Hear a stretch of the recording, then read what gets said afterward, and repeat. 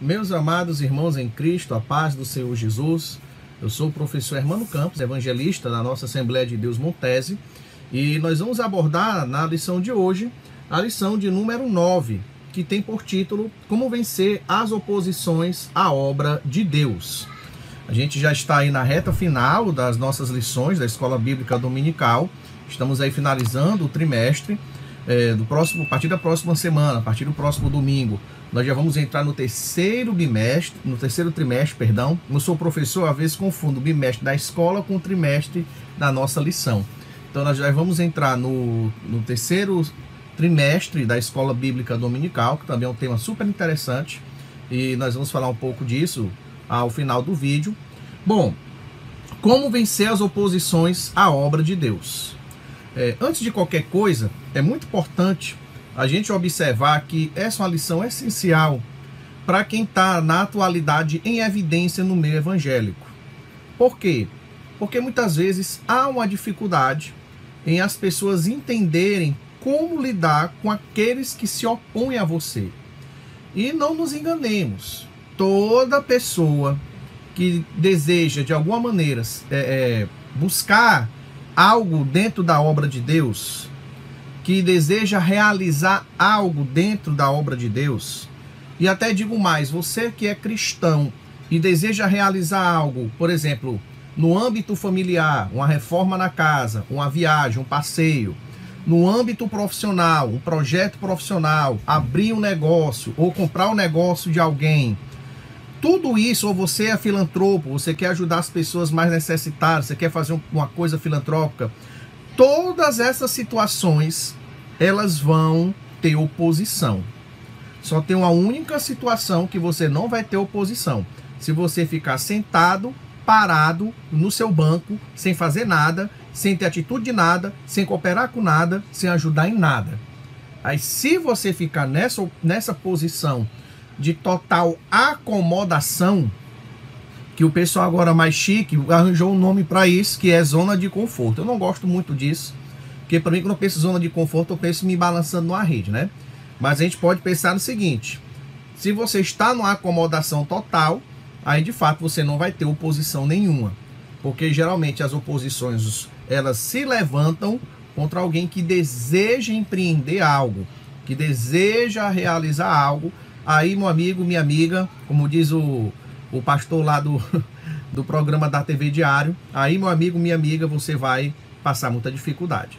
Porém, por outro lado, se do primeiro lado todo mundo se opõe, sempre vai haver uma oposição para qualquer um que queira realizar algo, de outro, existem muitas reações incorretas, desmedidas, exageradas e até, por assim dizer, desesperadas, de pessoas que sofrem a oposição. Então nós vamos falar algumas delas no decorrer da lição de hoje. É importante que você esteja atento, porque muitas vezes a sua intenção é a melhor possível, o seu projeto é o melhor possível, Deus conhece o esforço do seu coração, que você está sendo sincero em fazer o que é bom para o próximo, porém, por não saber lidar com a oposição, você pode acabar fracassando, pode acabar naufragando, e aí às vezes dá até uma certa revolta, não é? Você diz, puxa vida, eu pensei tanto em fazer esse projeto tão lindo, de ajudar as crianças pobres da favela fulana de tal, hoje não é mais favela, é comunidade, né? De ajudar as crianças pobres daquela comunidade, e fulano ficou contra mim, cicrano não aceitou, e parará, e dá uma certa revolta. Mas é porque muito disso é a falta de sabedoria para lidar com as oposições.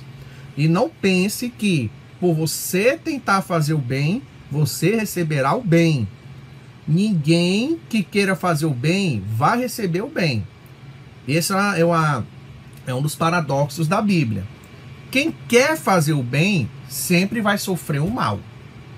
Então, se você tem um projeto mais lindo do mundo de ajudar as criancinhas que passam fome na África, você está com a melhor das intenções, mas as pessoas, elas vão vir com o mal sobre você, mesmo você tendo feito o bem. É um pouco a história de Davi e Saul. Então, Davi sempre quis o bem, mas em troca, Saul sempre lhe fez o mal. E Davi foi um desses homens na Bíblia que teve muitos defeitos, todo mundo já conhece, mas se existia uma coisa que Davi sabia fazer, era lidar com oposição. E ele lidou com a oposição de Saul boa parte da sua vida, e no final ele foi vitorioso. E já fica já uma dica para daqui em diante. Uma das dicas é: não confronte a oposição. É só você lembrar do que Davi fez com Saul. Davi nunca confrontou Saul. Então, fica a dica. Vamos lá então para a nossa leitura bíblica em classe, por texto áureo. Mas em todas essas coisas somos mais do que vencedores por aquele que nos amou. Verdade prática: quando depositamos nossa confiança em Deus, olha aí, até ficando a dica, descobrimos que Ele é muito maior do que todos os obstáculos que encontramos. E aí tem um detalhe muito interessante quando a gente fala dessas oposições. Muitas vezes a oposição ao que você quer fazer vai mostrar o que está de fato no seu coração. Porque não se engane, tem muita gente que tem ideias e projetos e ações belas, mas elas não estão fazendo aquilo para glorificar a Deus. Elas estão fazendo aquilo para aparecer, para se destacar. E a oposição, ela vai ser essa peneira em que aqueles que são verdadeiramente sinceros e fiéis serão aprovados e vão superar a oposição, e aqueles que são infiéis e que no fundo, na verdade, são orgulhosos e querem usar seus empreendimentos para se destacar e para ser adorado pelos homens, essas pessoas elas vão fracassar. Então, a ideia é essa mesma, né? A confiança tem que estar em Deus. A gente tem que lembrar de Romanos, o texto áureo em Romanos, mas um pouco antes, o apóstolo Paulo diz assim: quem tentará acusação contra os escolhidos de Deus? É Deus quem o justifica. Isso nos chama atenção para um aspecto muito importante. Quem nos justifica é Deus. Então, muitas vezes, e aí vamos até sair um pouco dessa ideia de projeto, de empreendimentos, e sair mais para o cotidiano do meio evangélico.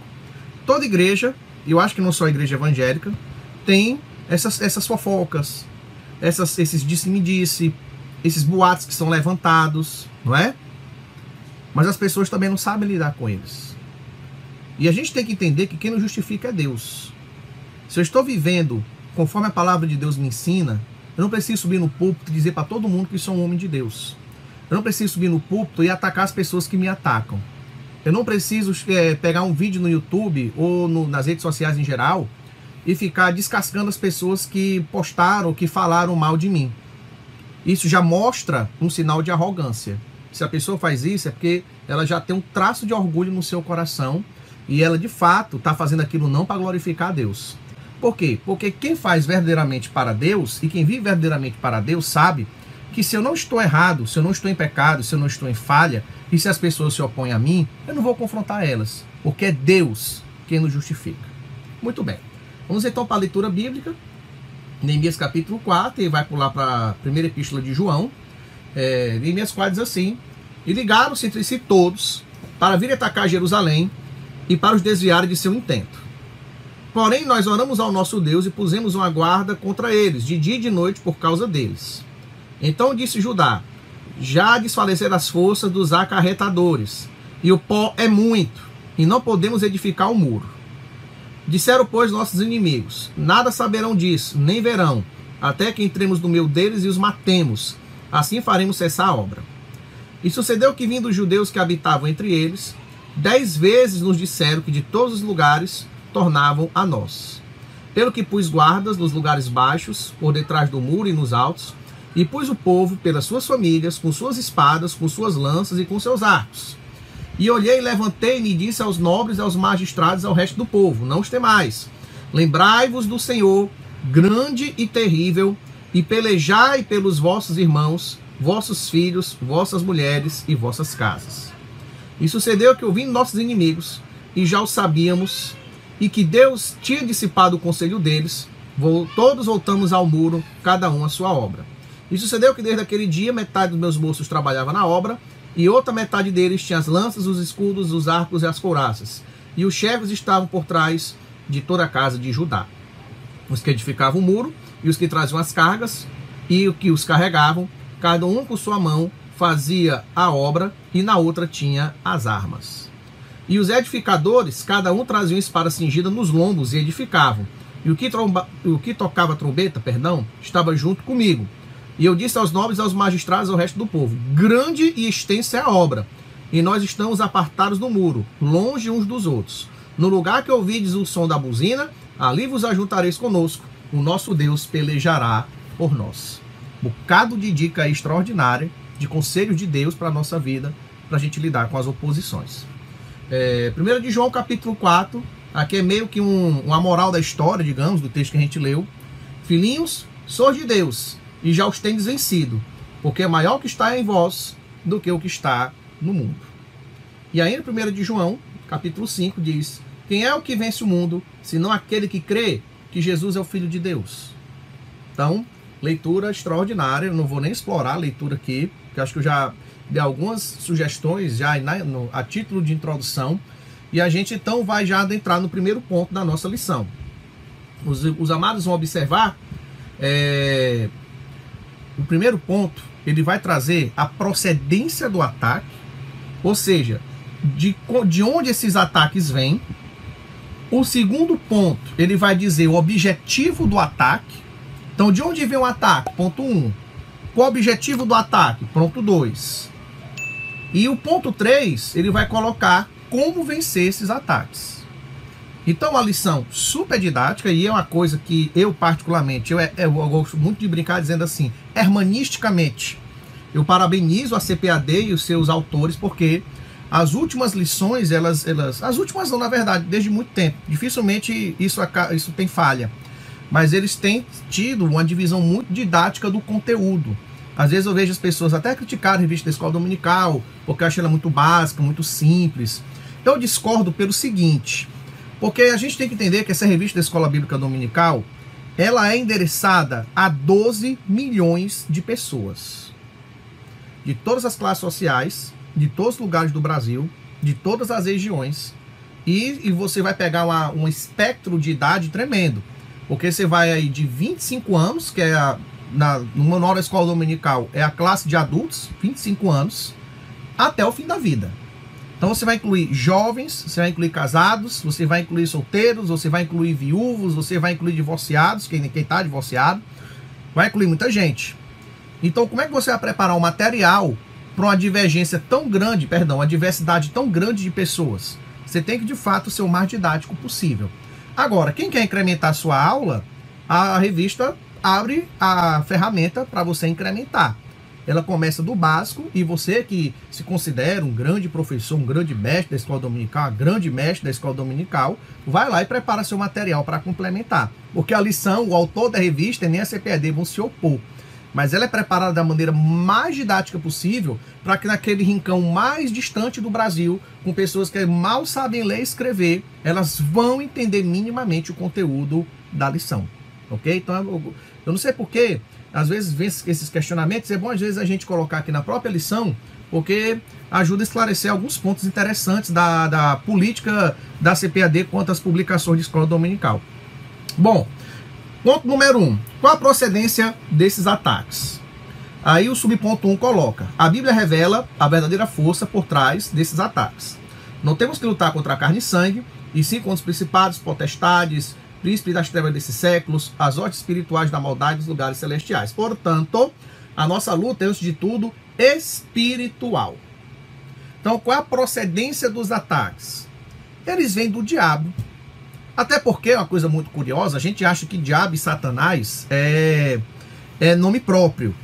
Inclusive até nas nossas Bíblias aparece diabo e Satanás. Diabo acho que não aparece com letra maiúscula, mas Satanás aparece com letra maiúscula. A gente tem que lembrar primeiro que na antiga Grécia e na antiga Roma não existiam letras maiúsculas e minúsculas. O hebraico até hoje também não tem maiúsculo e minúsculo. Tem cursivo e letra de imprensa, mas maiúsculo e minúsculo eles não tem. Então assim, a palavra diabo e a palavra Satanás, respectivamente grego e hebraico, são na verdade títulos. Diabo significa acusador e Satanás adversário. O que isso nos chama a atenção é que o papel do inimigo das nossas almas é sempre nos acusar e se opor a tudo que vamos fazer de bom. É isso. Logo então, todo ataque ele é espiritual. Agora, isso é uma coisa. A outra coisa é eu estar fazendo um projeto, uma pessoa se opor a mim e eu apontar o dedo na cara dela e dizer, o diabo tá te usando. Aí não funciona. Não é assim. Por quê? Por várias razões. Primeiro, porque embora a gente sabe que a procedência do ataque ela vem do diabo, quem está perpetrando o ataque não é o diabo, é uma pessoa. Segundo, nem sempre essa pessoa vai ter consciência, obviamente, eu acho que quase nunca tem consciência de que é o diabo que está por trás dessa acusação ou desse ataque. Terceiro, a arma para enfrentar o diabo não é acusar as pessoas que estão sendo usadas por ele ou confrontá-las. A arma que vence o diabo é a nossa fé. Inclusive, a gente leu na leitura bíblica que a vitória que vence o mundo é a nossa fé. Logo, aonde eu quero chegar? Eu quero chegar no fato de que, se você sente alguma oposição contra alguém contra você, não vá confrontá-la e não vá dizer, o diabo que me acusa. A gente vê às vezes as pessoas nas redes sociais, eu acho absurdo isso, sabe? Que as pessoas estão dizendo que eu sou isso, que eu sou aquilo, vocês estão sendo usadas pelo diabo. Isso não é papel de cristão. A derrota do diabo é através da oração e de uma vida santa. Foi assim que Jesus derrotou Satanás no deserto. Foi invocando o nome do Senhor contra o diabo. A partir do momento que eu gero contendas com as pessoas que se opõem a mim e acuso elas de ser do diabo, eu estou, na verdade, fazendo a vontade do diabo, que é semear contenda. Então, na verdade, eu querendo me opor ao diabo, eu estou fazendo a vontade dele, porque eu estou criando contendas, confusões e dissoluções dentro da igreja do Senhor, ou até no meu familiar, em qualquer outro meio que você esteja. Então, tome cuidado com isso. Uma coisa é saber reconhecer que o diabo está por trás daquela acusação contra você. Outra coisa é você querer enfrentar a pessoa e dizer que o diabo está usando ela. Não faça isso. Na verdade, entregue a Deus. Entregue na mão do Senhor, e o Senhor que te vê em secreto, ele te recompensará. Amém? Então, não esqueçam isso. Então, antes de tudo, a luta é espiritual. Essa é a primeira observação que nós acabamos de fazer. A segunda observação é que quando nós entendemos que a origem dos ataques é do diabo, a gente entende que também não adianta lutar contra homens, lutar contra carne e sangue. Não adianta. A gente precisa entender, na verdade, que a origem daquela luta é espiritual e que a gente só vai derrotá-la espiritualmente. Então, por isso mesmo, a gente entende que, no fundo, existe uma ação diabólica contra os filhos de Deus e que, portanto, não adianta a gente se desesperar, a gente esquentar a cabeça demais, a gente chegar, porque tem pessoas que chegam mesmo às raias da depressão, da ansiedade, ficam em situações extremamente doloridas na alma, no coração, por oposições que lhes são feitas. A gente tem que entender que tudo isso tem origem espiritual. Nós não devemos nos magoar com as pessoas, nós devemos lutar contra o diabo pela fé em oração. Muito bem. O ponto 2 coloca para nós o seguinte: qual a orientação que a Bíblia dá diante dessa luta? E aí ele coloca, está inclusive em Efésios lá, capítulo 6, versículo 13. Existe aí 3 maneiras para nós lutarmos, que é resistir, fazer e firmar. Resistir, fazer e firmar. Ou seja, o que é que devemos fazer contra a oposição? Nós devemos resistir. E esse resistir é o quê? É continuar fazendo o que você está fazendo. Neemias parou a obra porque soube que havia um complô contra os judeus de Jerusalém. Ele não parou a obra. Resistir nesse sentido é continuar a fazer o que você está fazendo a despeito da oposição que se faz contra a sua vida ou contra a minha vida. Logicamente, esse você é um você genérico, me incluo também. Então, o primeiro ponto é resistir. Não deixe de fazer o que Deus lhe colocou no coração para fazer porque alguém não gostou. E a gente sabe que tem muito disso. Eu que pastorei igreja por alguns anos, lá no Castelão 1, às vezes a gente lidava com pessoas assim.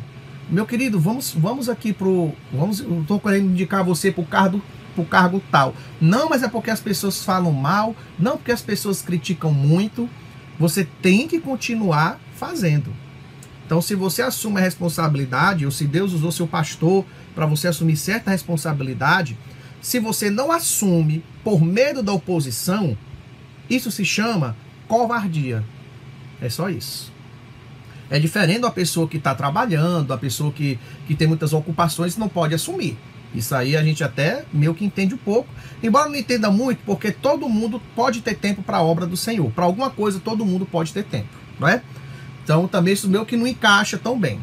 Mas usar esse argumento de que não vai assumir certa coisa na igreja, porque os irmãos vão falar mal, é argumento de covarde.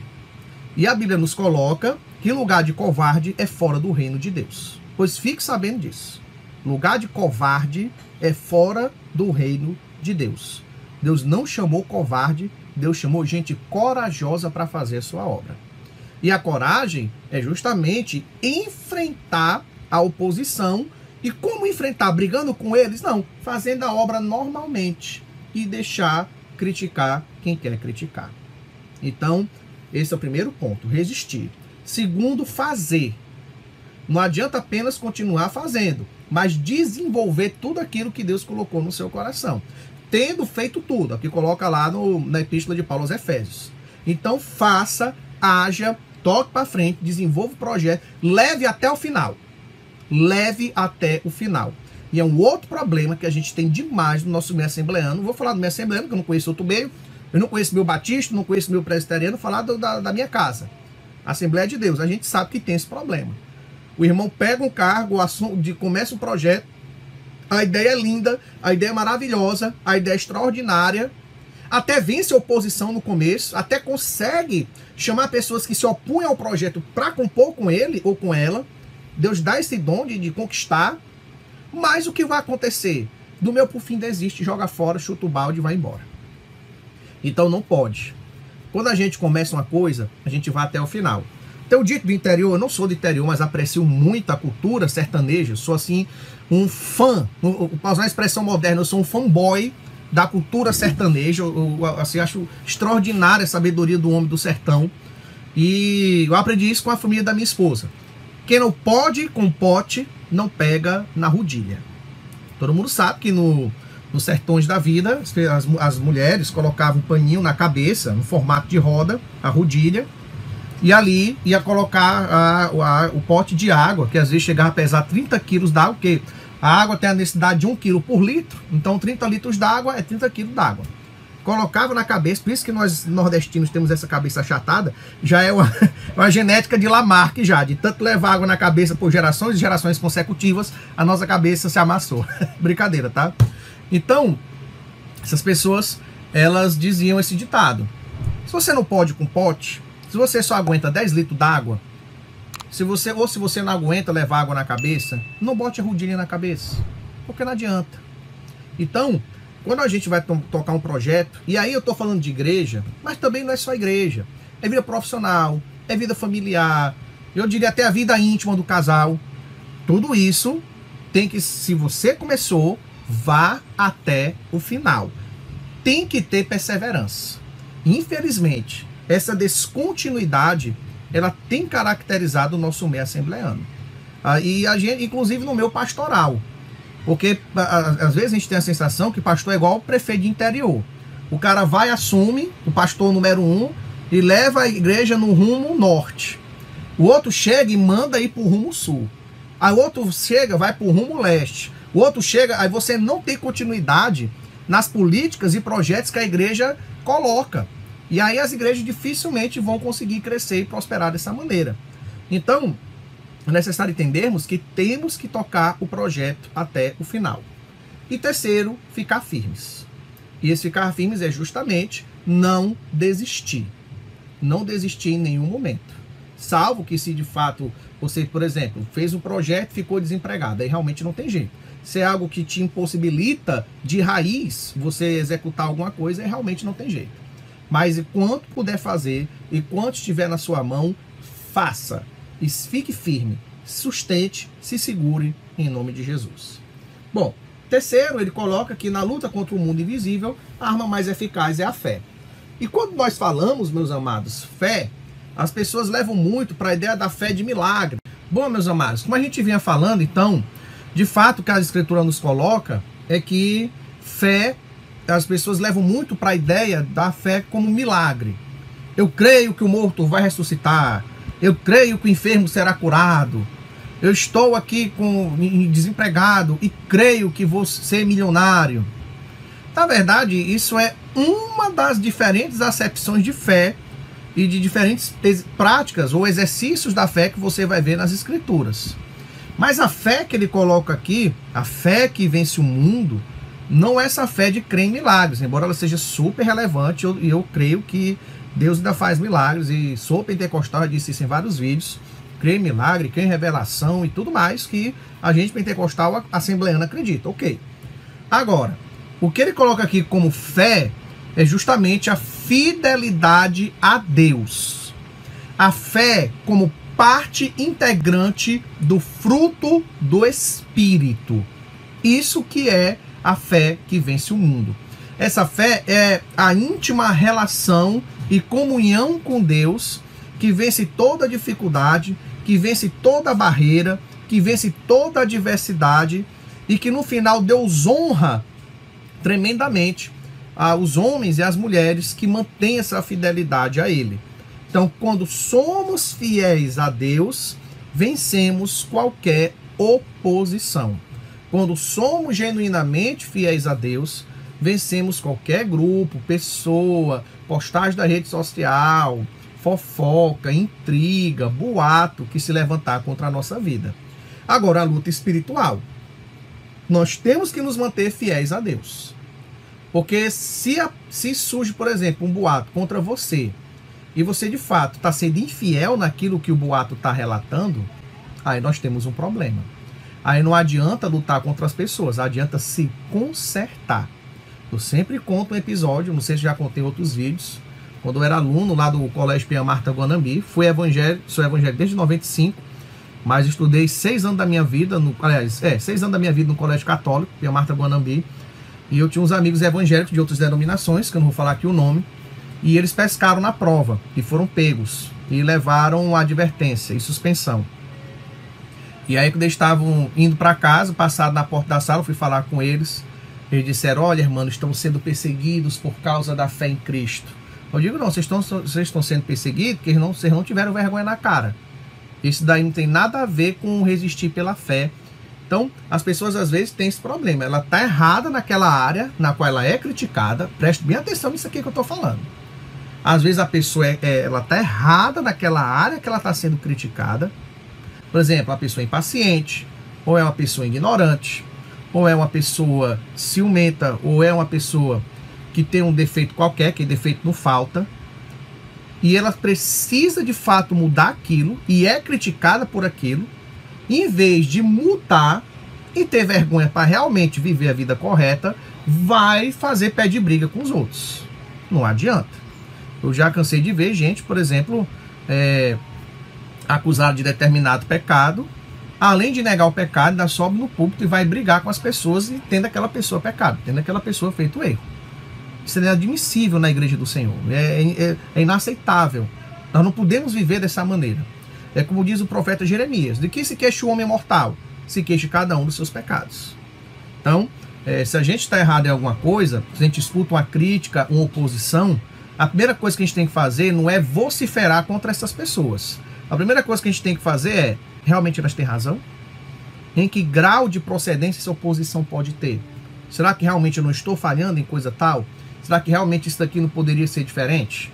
E só depois desse exame, depois de uma conversa, é que realmente você vai aí dizer, não, eu estou fazendo correto, eu não estou aqui vacilando, essa acusação ela é injusta, ela é falsa e eu vou perseverar.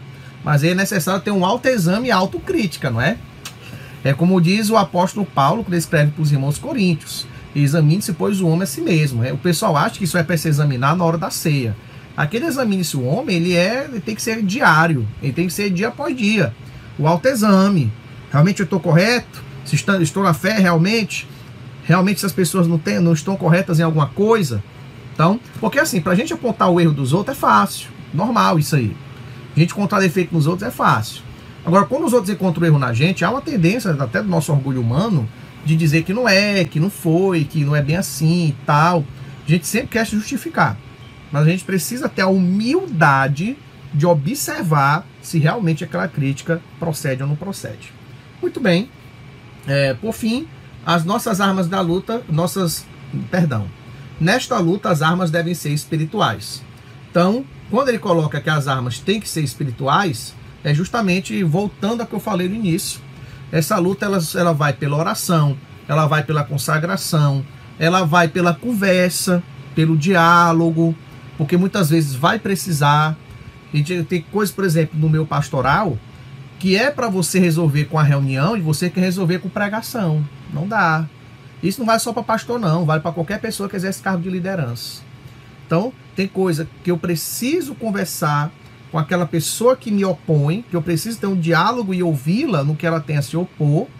Em vez de eu fazer isso, eu vou pegar uma pregação para ficar contra a vida dela. Eu encomendo a mensagem contra alguém. Isso é um pecado, isso para mim é uma profanação. Eu sei que não existe lugar santo, lugar santíssimo na fé evangélica, não é? Mas assim, fazendo uma comparação, é como se fosse uma profanação do púlpito.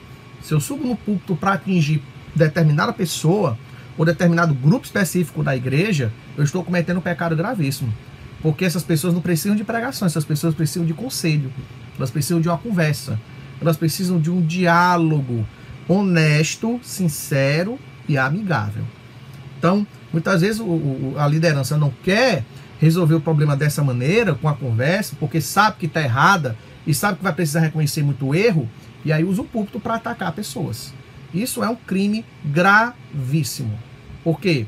Porque mostra, primeiro, que a pessoa não tem maturidade espiritual, segundo, que ela não está vencendo com armas espirituais, e terceiro, que é um indício de orgulho no seu coração. E aí já, para a queda, é um passo apenas. Então, esse é o primeiro ponto. O inimigo ele vai se opor a nós, sim, vai haver oposição, mas nós temos ferramentas de Deus para lidar com isso. Segundo, o inimigo procura atingir nossa fé. Aqui nós vamos observar que existem 6 armas que o inimigo usa, ou são 6 armas e ao mesmo tempo 6 objetivos que a oposição vai usar contra a nossa vida. E aí, qual é a primeira arma que ele coloca? É a arma do desprezo. Diziam, que fazem esses fracos judeus? De fato, nós mesmos somos fracos.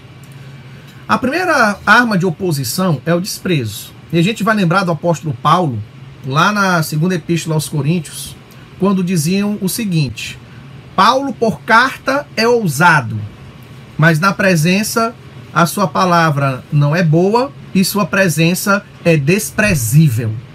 Falavam isso de quem? De você? De mim? Falavam isso do apóstolo Paulo. Diziam que a mensagem dele não era boa e que a própria presença dele era desprezível. A arma do desprezo é muito utilizado pelos adversários da nossa vida. Nos reduzir, nos colocar como alguém que não tem valor. Mas o grande ponto é, deixa as pessoas nos desprezarem. Não adianta a gente querer mostrar para elas que não somos desprezíveis. Se eu quero mostrar para os outros que não sou desprezível, já estou reprovado perante Deus. Eu realmente sou fraco, aí entra o que o Eurico Bergstein coloca na lição. Realmente eu sou fraco, realmente eu sou cheio de falha, sou cheio de carrapicho na minha vida, mas a minha força está em Deus. E é Ele que vai agir em meu favor. Então, às vezes, a gente vê muito isso no Evangelho, pessoas preocupadas porque elas se sentem desprezadas e elas fazem de tudo para querer aparecer. É quase assim um estrelismo gospel. Não faça isso. Não faça questão de querer se destacar. Não faça questão de querer aparecer. Não faça questão de que o teu pastor olhe para ti e te dê atenção, te coloque num cargo que tu quer. Isso não é coisa de filho de Deus e não é coisa de pessoas maduras espiritualmente. Então, o inimigo ataca com a arma do desprezo.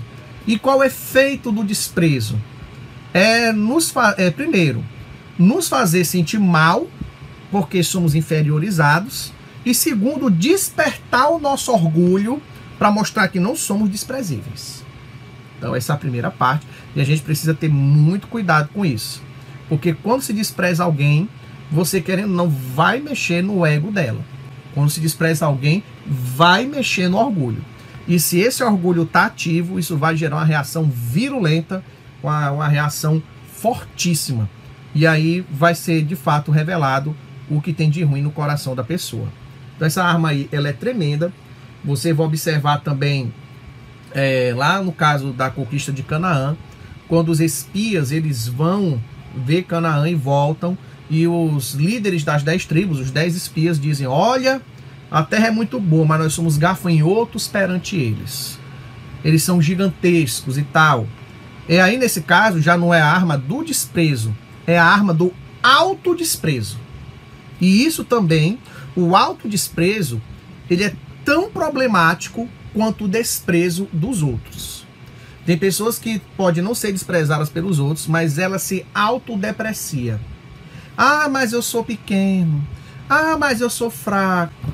Ah, mas eu não consigo. Ah, mas eu não tenho condições. Quando nós temos o autodesprezo, ou a autocomisseração, ou a autoindulgência, ou a autopiedade, a gente está desprezando o dom de Deus na nossa vida. A gente está jogando fora o que Deus preparou para que viéssemos a executar. É como se disséssemos: Deus, tu fez muita gente capacitada, mas tu não me fez capacitado. Deus, tu fez muita gente preparada, mas tu não me fizeste preparado. Você está dizendo que Deus não é Deus. Então, não há inúteis na casa do Pai. Já se cantava desde os anos 90 nos cultos de mocidade que eu ia. Não há inúteis na casa do Pai. Somos todos especiais. Então, esse autodesprezo também não pode acontecer. A gente precisa entender que temos capacidade sim, que temos força sim, que temos coragem sim. Agora, essa coragem, ela vem de Deus. Tudo vem de Deus. Fala-se que o grande Antônio Gilberto, ele era muito elogiado em toda vez que ele ia ministrar algum estudo. E ele dizia: tudo isso é a misericórdia de Deus na minha vida. Pronto. Ele deixou de reconhecer que é inteligente? Não. Ele deixou de reconhecer que era um homem vastamente letrado? Não. Ele deixou de reconhecer que deu uma ótima palavra? Não. Ele reconheceu que tudo isso é verdade. Agora ele diz: vem de Deus. Essa é a verdadeira atitude do cristão diante da questão do desprezo e do autodesprezo. Eu sei que tem esses dons, esses talentos, essas capacidades, essas possibilidades, mas nada é meu, eu não mereço nada, tudo vem de Deus. Muito bem. A segunda arma do inimigo é a arma do escárnio. E o escárnio, ele tem a ver com o quê? Com a zombaria, com a humilhação. O desprezo, muitas vezes, é uma coisa passiva. Às vezes você despreza o outro até com o olhar. Mas o escárnio não. Ele, de fato, ele humilha. Existe o fato de rebaixar mesmo a pessoa.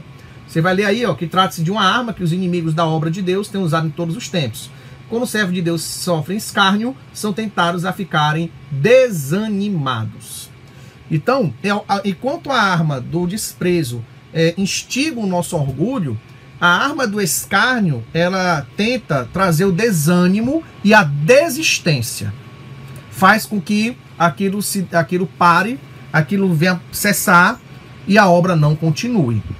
Então, é uma arma também muito poderosa, embora eu acho que já seja uma arma de grau 2, digamos assim.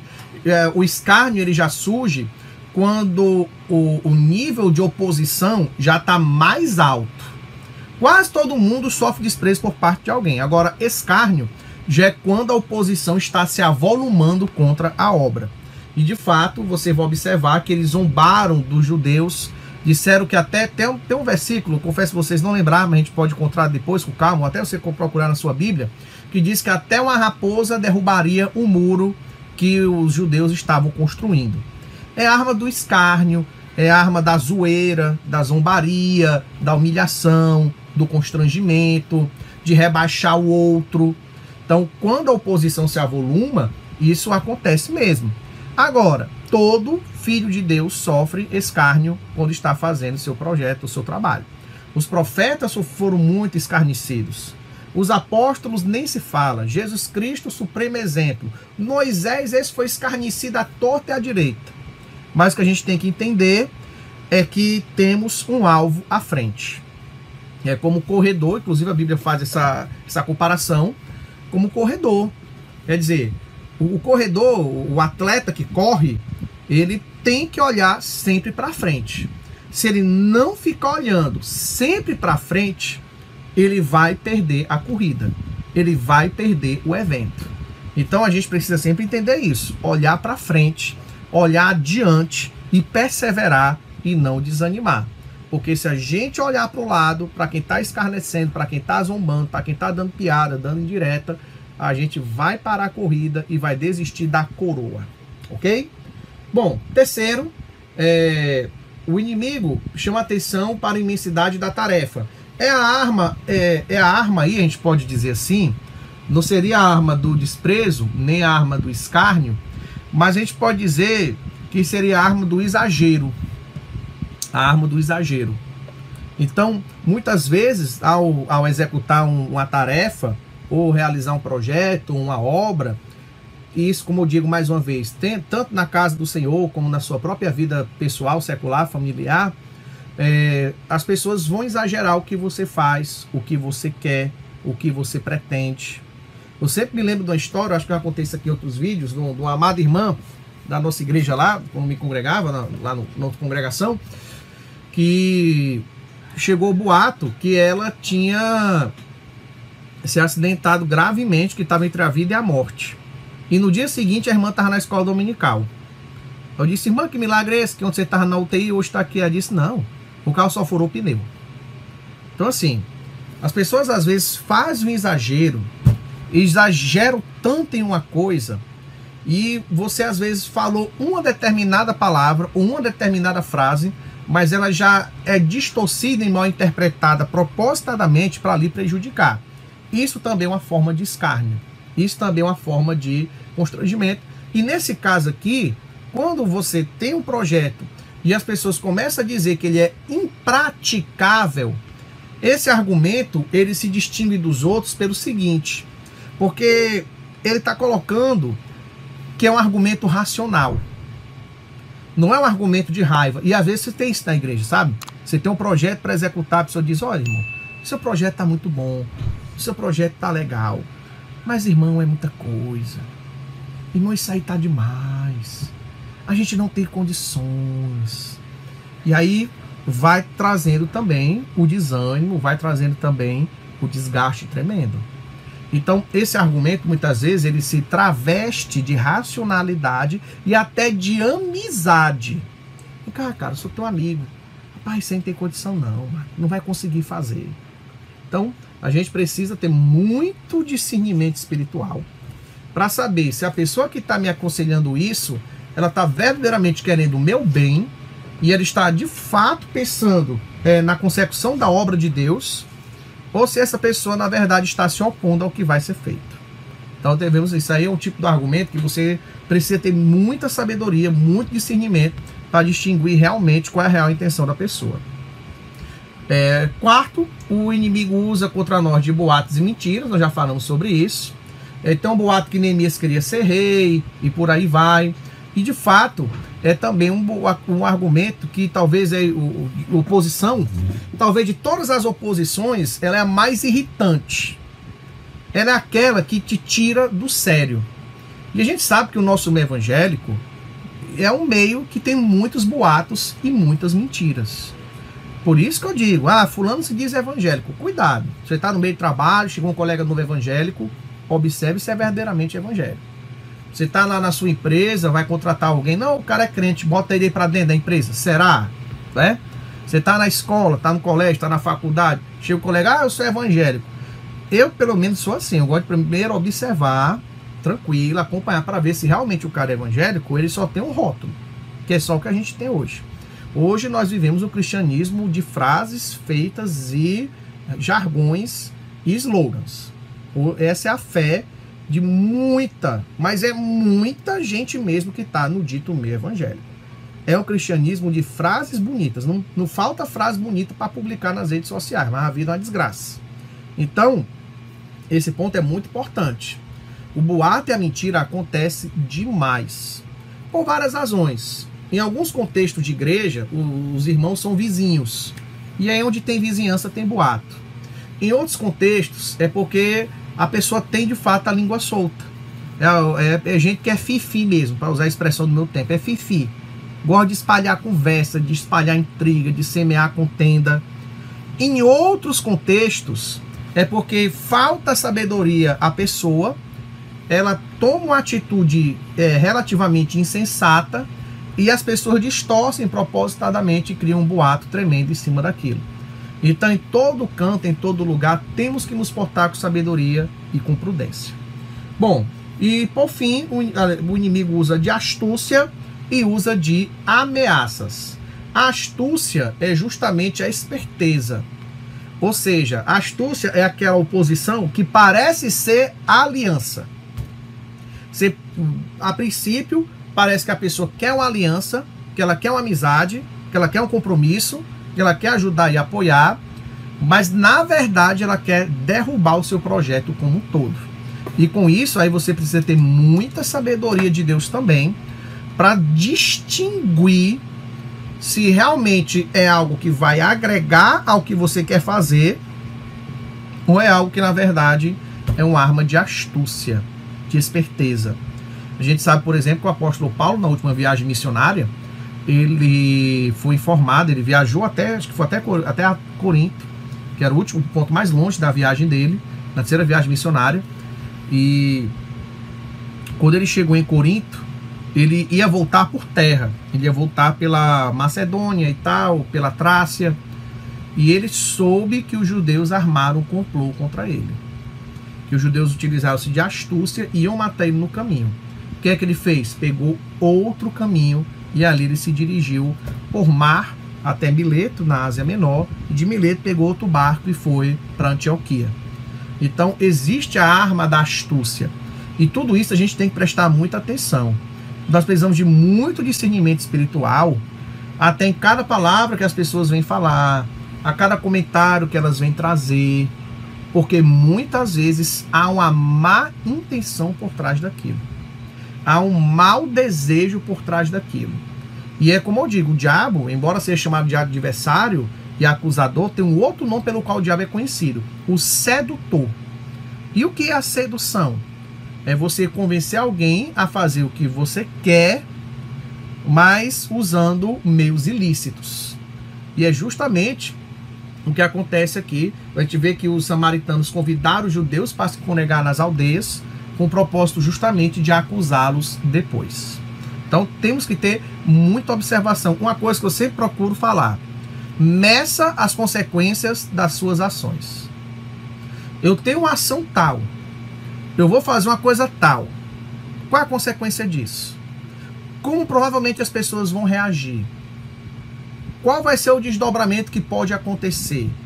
Ah, irmão, o futuro a Deus pertence. O futuro a Deus pertence, mas eu sei que se eu me jogar daqui de cima, o meu futuro é eu quebrar as pernas. Então não preciso esperar que Deus venha me revelar nada, não. Se eu sou uma pessoa, por exemplo, agora você vai para os jovens, os solteiros aí. Se eu sou uma pessoa crente, vou casar com a pessoa ímpia, eu já sei qual vai ser o futuro disso aí. Não, mas porque pertence a Deus? Não pertence a Deus, não. Você já sabe o que vai acontecer.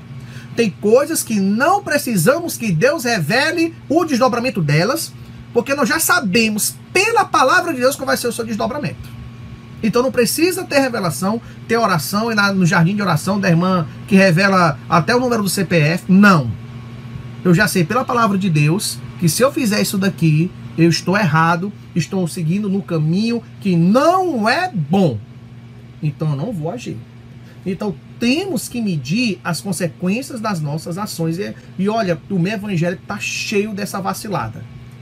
Pessoas que tomam atitude impensada, não medem as consequências, acham que dá para fazer de qualquer maneira, depois a oposição vem avolumada e a pessoa se desespera, começa a sair confrontando com todo mundo e termina às vezes saindo do ministério, termina às vezes até abandonando a fé. Por quê? Porque não soube medir as consequências das suas ações. Então, para nós vencermos a arma da astúcia, é medir isso daqui. Qual vai ser o desdobramento? O que é que vai acontecer? Tudo isso tem que ser pensado. E por fim, usa de ameaças, que aí já é o extremo da oposição, é a arma mais extrema da oposição, que é a ameaça e o ataque. porque às vezes não fica só na ameaça, às vezes partem para o ataque mesmo. Então, você vai ver que os samaritanos e os árabes e os edomitas, os vizinhos de Israel, eles planejaram o ataque, mas qual é a melhor arma contra a ameaça e o ataque? É a prevenção. Nós temos que descobrir a intenção do inimigo, ou do adversário, ou de quem se opõe a nós, já temos que saber a intenção dele antes de ele vir nos atacar. Por isso que se fala que Israel, o moderno Estado de Israel, nunca perdeu uma guerra que disputou contra os árabes. Por que que nunca perdeu uma guerra? Primeiro porque tem um serviço de inteligência extraordinário, o Mossad. Então, eles investigam tudo que está rolando na política dos países árabes. Segundo, quando eles sabem que vai haver uma invasão iminente, Israel ataca primeiro. Só teve uma guerra que Israel não atacou primeiro, que foi a guerra do Yom Kippur, em 73. Mas em todas as outras, Israel já sabendo que estava tropa, estava todo mundo já, só para dar a ordem de atacar os judeus, eles então tomaram a dianteira e foram lá atacar os inimigos. Agora, logicamente que no nosso meio espiritual, não é que nós vamos atacar os inimigos, mas é saber o que eles estão maquinando. E quem faz isso? Aí é o papel do Senhor, nosso Deus, que nos revela e nos mostra as intenções dos corações, para que nós não venhamos cair e vacilar. Então, aí vai depender muito da oração, vai depender muito de uma vida piedosa e de conselhos também de homens e mulheres de Deus. Bom, vamos finalizar. Qual o segredo da vitória de Neemias? Bom, eles venceram porque tinham certeza de que estavam na vontade de Deus. Esse é o primeiro ponto. Quando eu tenho certeza que estou fazendo certo e que não estou contrariando o que a Escritura me ensina, a consciência está tranquila. E com paz de consciência você faz qualquer coisa. Por que que muitas vezes os mártires cristãos morriam cantando, sofriam as piores torturas e eram louvando a Deus, e era pregando a palavra ali, no meio da fogueira, no meio dos leões? Porque eles tinham a consciência tranquila de que estavam na vontade de Deus. Por que Neemias venceu? Porque Neemias sabia que estava fazendo certo. E o certo é autojustificável. O meu sogro traduz isso na expressão certo é certo. Ele diz muito isso. E, mas, irmão, o certo é certo, né? É isso mesmo. O certo, ele é autojustificável. Se você faz o certo e você vive o certo, você não tem o que justificar para ninguém, se explicar para ninguém, se mostrar para ninguém. Agora, se eu vivo o errado, aí eu vou ter que sempre ter uma desculpinha, eu vou ter sempre que ter um queixozinho, uma justificativazinha, para poder tirar o meu da reta. Agora, quando eu estou fazendo certo, eu não preciso de nada disso. E a minha consciência está em paz. Segundo, os judeus venceram pela oração. Você vai observar que eles de fato oravam, Neemias fazia essa oração: ouve ao nosso Deus, lembra-te de mim para o teu bem. Então, a oração é uma coisa fundamental. Lembrando que a oração é uma das armas, não é a única arma. Preste bem atenção. Tem pastor, tem irmão, tem líder cristão que morre de orar e só faz besteira. Por que que morre de orar e só faz besteira? Porque nós vamos ver que tem outras armas que vão além da oração. A oração é como se fosse o alicerce e as colunas de uma casa. Mas você precisa de tijolo, reboco e telha.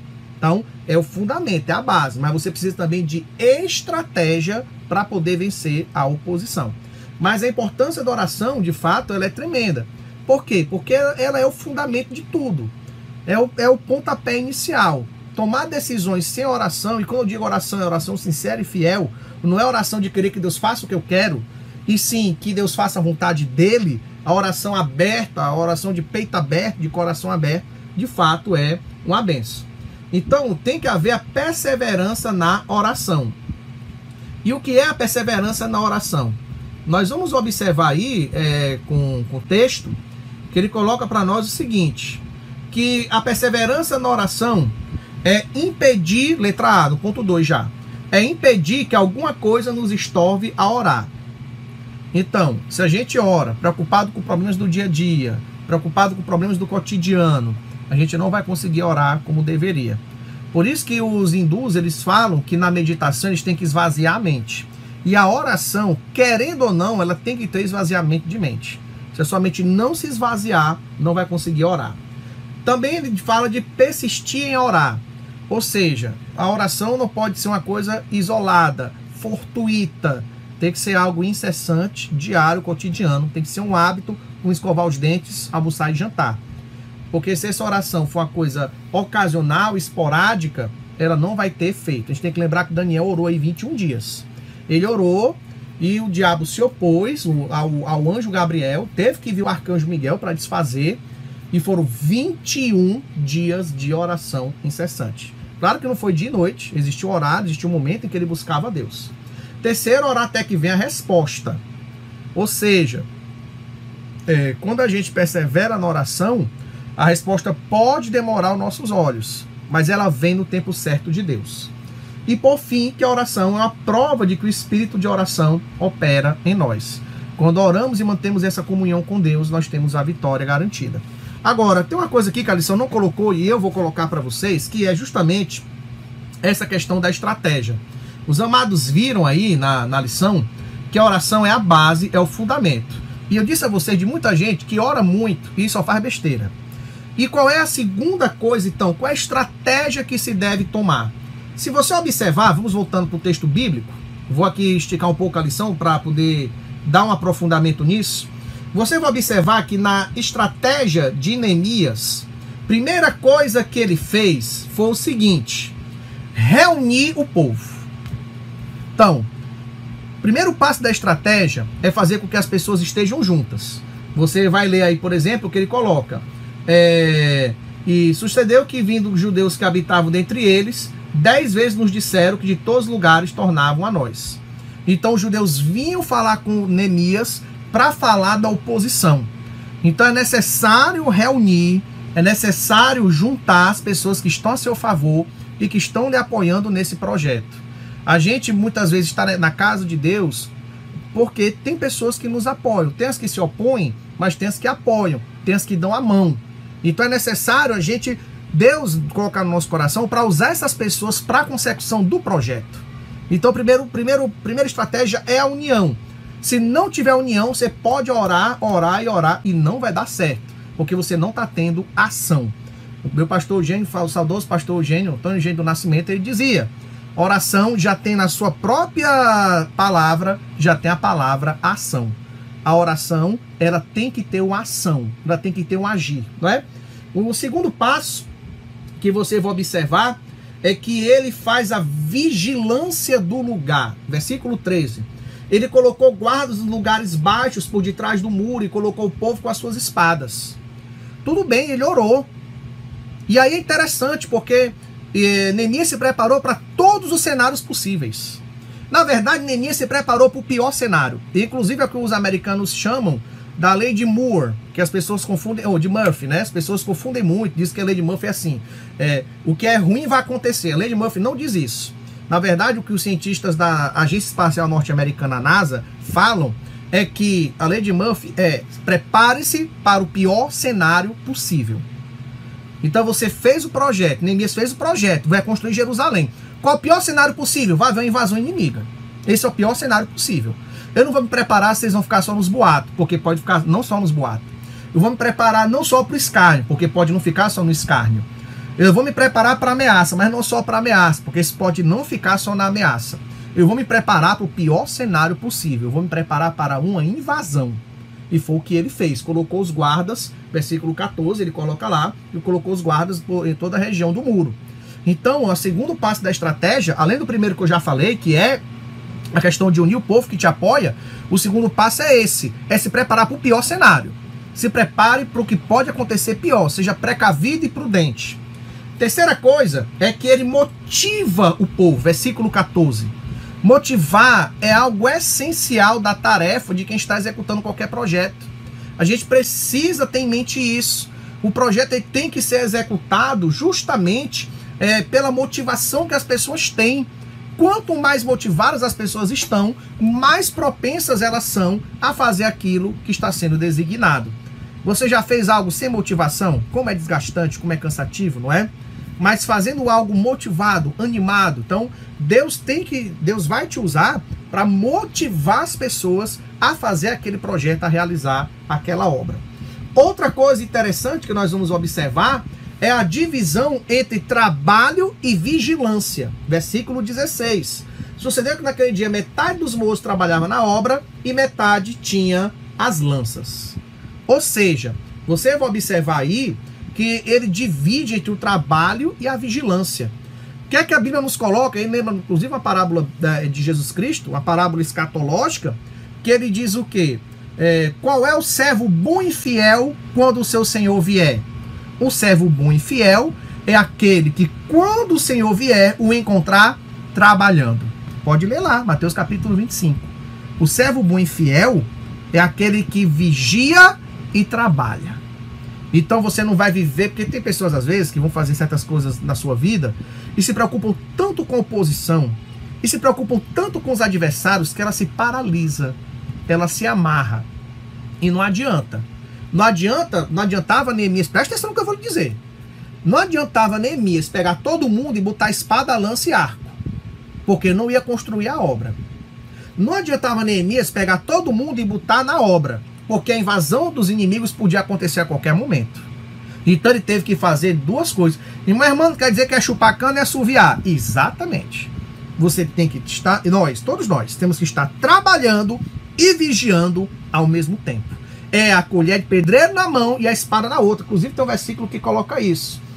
Você vai observar o 17, diz assim, ó: os que edificavam muros, que traziam as cargas, cada um com uma mão fazia a obra e com a outra tinha armas. Lembra até um pouco lá Gideão, quando ele tinha uma tocha numa mão e um cântaro na outra. E é justamente isso. É trabalhar e vigiar. É trabalhar e vigiar. E tudo isso com a disciplina da oração. E por fim, pelejar em nome do Senhor. Versículo 20, quando ele coloca: do lugar que eu vi o som da buzina, ali vos ajuntareis conosco, o nosso Deus pelejará por nós. Então a ideia, você vê que Neemias traçou toda a estratégia, não ficou só na oração. Embora a oração seja o fundamento, ela tem que se manter durante todo esse período.